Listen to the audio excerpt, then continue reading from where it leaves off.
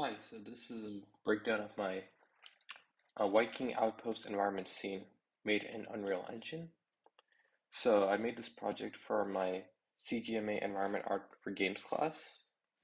So I first started off with a concept which is similar to this building here of a Viking outpost, and decided to place it in a setting of a Nordic island.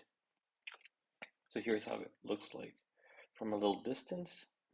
So for the building, I use a modular workflow for it. So a lot of the bigger parts of the buildings here are individual, but a lot of the details, like the roofs, the wood structures, all of those are used multiple times throughout the scene for reusability here, and occasionally have some more unique pieces throughout.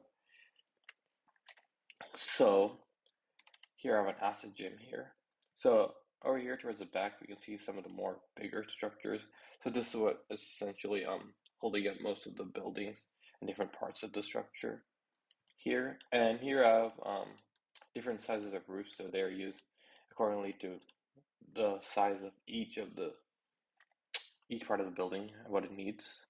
And towards this row here, you can see more of the reusable wood parts. So everything here I modeled within Maya, and for these ones, I used the high-level poly workflow. So I modeled in Maya, brought it into ZBrush, and baked it within Substance Painter, and created a wood texture with that here. And towards the front, we see more unique ones. So a lot of these assets here are one-to-one unique materials, whereas the assets are at the back. So if they take up a larger space, use more tilables. So within the map, I can show the reusability aspect of it. So you can see over here, you see more of the wood pieces, and you can see how they're used. Like I use the same wood piece for all these ones here. And so for the materials I use, so all the tilables I made for the building are made in Substance Designer. So I used this one plaster material here. I can show you. And this one, so I took this material and modified the height map to create this faceting pattern you see here using the same plaster. And you can see I used this pattern for these side buildings right here. And it also uses a lot of, I use vertex painting and I use decals here to add some of the more build-up you can see all around here. So, and also the roof was done within Substance Designer. And for the moss, I use vertex painting workflow to add the overgrowth. So I can give a little demonstration of that.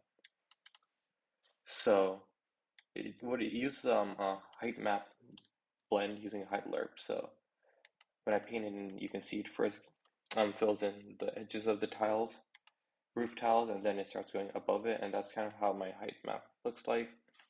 And based on the strength, I can control the strength of the height map's influence within for the vortex painting. And similarly, it uses it for the plasters. So for the plaster pattern, it first goes into the crevices. You can see here it slowly fills up the crevices, then it builds up outwards to resemble moss overgrowth.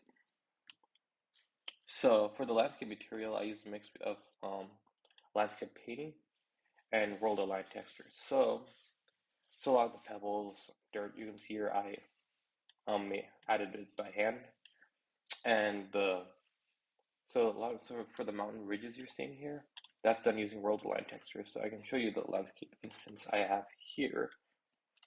So here's the way I created it. So each layer has its tiling amount, which I can control, and for the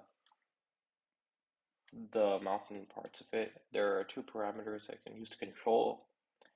One is called slope blend. So this is how much the grass influences over the slope. So if you change it here, more grass comes, and if you move it to a different one, there's more for rock influence here.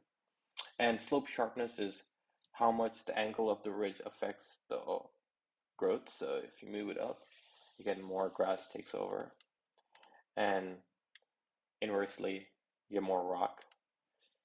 So for lighting, I use fully dynamic lighting setup here, and it uses mesh distance fields to showcase the shadows and give more of a contrast between the crevices. So yeah, that's my breakdown. Thank you for watching.